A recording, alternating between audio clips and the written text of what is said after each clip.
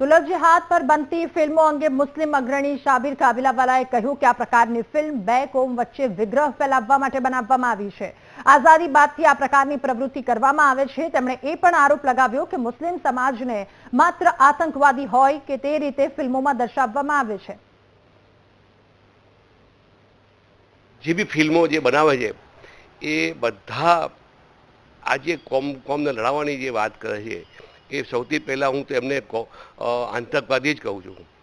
કેમ કે આવી જે ફિલ્મો બને છે તે ફિલ્મોની અંદર સૌથી પહેલાં તો દેશને નુકસાન થાય છે અને કોમને ઉશ્કેરવાની આ લોકો કામગીરી કરે છે।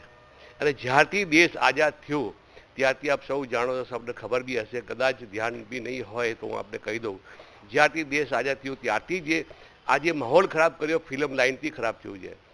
જ્યારે દેશ આઝાદ થયો એના પછી જે ફિલ્મો આવતી હતી તમે આપ જુઓ કે મુસ્લિમ સમાજને ખોટો ચિતરવામાં જ આવ્યો છે। ગલામાં મોટાવી હશે, ટોપી હશે, લોંગી હશે, હાથમાં ચાકુ હશે, એ ટાઈપનો જ બતાવવામાં આવે છે તાકી આવનારી પેઢીને ખબર પડે કે મુસલમાન આવો હોય છે।